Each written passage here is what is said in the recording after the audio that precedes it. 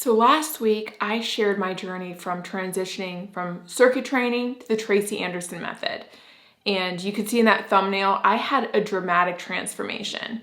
But the thing is, although it looks dramatic, it did not feel dramatic in the sense that I would expect it to. Because I think my results have been really slow over the course of the year. It was just slow and steady, like the tortoise and the hare. It wasn't until I came across a photo from before starting the Tracy Anderson method just about a year ago that I could not believe it. I look at that photo and I can see that I'm inflamed. I remember how hungry I was. I remember how my joints hurt all the time.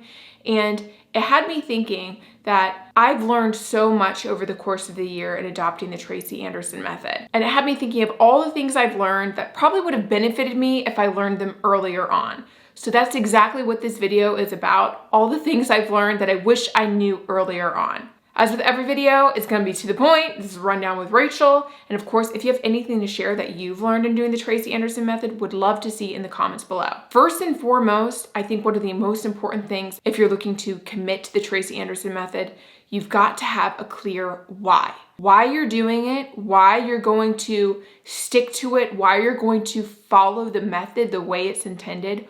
Why are you gonna do that? For me, it's because I truly believe in it. I've seen how it's helped other women. I feel so much better, and I know that it's a long-term play. So having a clear why. Second, I wish I was aware of how important having a good setup is. When I was starting, I did not have a good setup. I did not have enough space. It wasn't a great setup. Even still, there's some ways that I can improve my setup, and I'm in the process of clearing out a new space, one where I can have like even a space heater, really get a sweat going. That's one of the elements of the method that Tracy encourages, is making sure that you're in like a humid environment. And so I'm still gonna be tweaking my setup, but looking back, I should have known the importance of having a really good setup. And mine has improved over time. I have better mats that I don't slide around in. I have more space now, but still there's areas for improvement.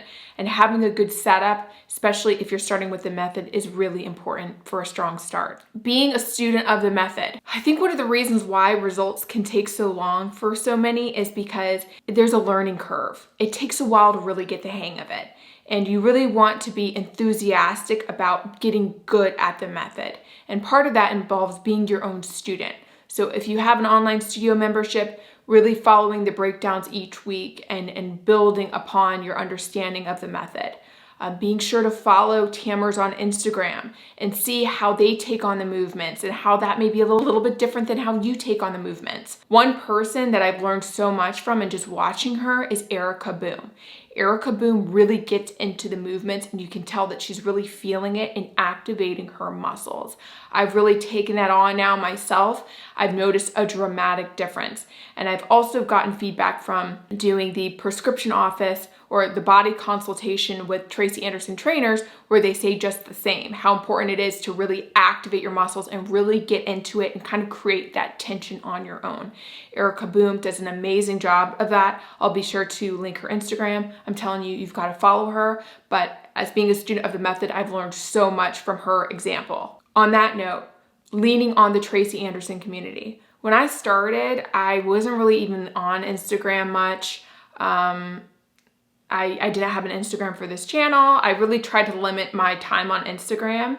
And from the encouragement from some of the viewers, I started following other Tammers, and it's been a great way for me to be motivated to work out, to see how other people have their setup, to learn from them, again, being a student of the method. And then when I have questions or I have doubts or I just want to learn from other Tammers, I will DM them. And most everybody has been so very responsive and so very friendly. If you're not doing that today, don't be afraid. Everybody is so kind. That's one of the most amazing things about this community. So be sure to lean on the community. Progress photos. I wish I did a better job of taking progress photos, especially in the beginning, because over the course of a few months, you'd be amazed at how different you look, but you may not even recognize it. It wasn't until looking back to photos a year later that I didn't realize the dramatic transformation I've had. Also, when I had to go down a cup size, that was another way for me to recognize that there'd been a change. But when you have this slow progression, this slow evolution, you may not be aware of it. And that's with anything. Like I've recently even invested in an LED light called the Soluma. You know, I'll create a video on it once I have more experience, but I didn't think it was doing much for me until I went back to my esthetician and she was amazed by the quality of my skin.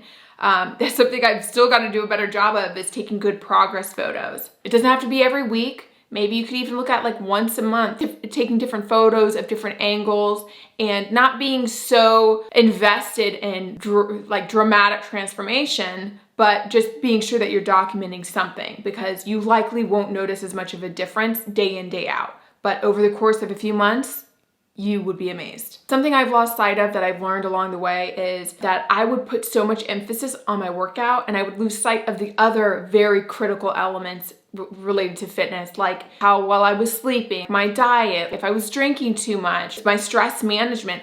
All that plays into your results, and as important as it is to make space for the method, you also want to be aware of the other elements and the big fitness picture. And lastly, one of the biggest things I've learned that I wish I knew earlier was the importance of being patient. It takes time. You likely won't be a Tracy Anderson goddess in 6 months. I mean, maybe, but you've got to be patient. I've been doing this for a year now. There have been many ups and downs. I'm sure we've all seen that meme where it's like what people think change looks like and what change actually looks like. There have been so many times where I've backtracked and then I've leveled up and then I backtrack again. I improve greatly and then I'm consistent and then I have doubts and then I'm bored, and there's like all these directions I would go in. Being patient, being committed, that's huge. So that's a quick rundown on what I've learned and what I wish I knew earlier on in my Tracy Anderson journey. Would love to hear from you. What do you know now that you wish you learned earlier on? Are you new to the Tracy Anderson method? What questions do you have? It's amazing how many awesome things we learned from those comments. And as with every video, thank you so much for watching, for liking, for commenting, and subscribing. It really makes a big difference. And if you aren't already, please be sure to follow me on Instagram. I'm trying to be better about that. Like I said, I'm not that great with social media, but it's something I'm working on. So I hope you have a great week, and until next time.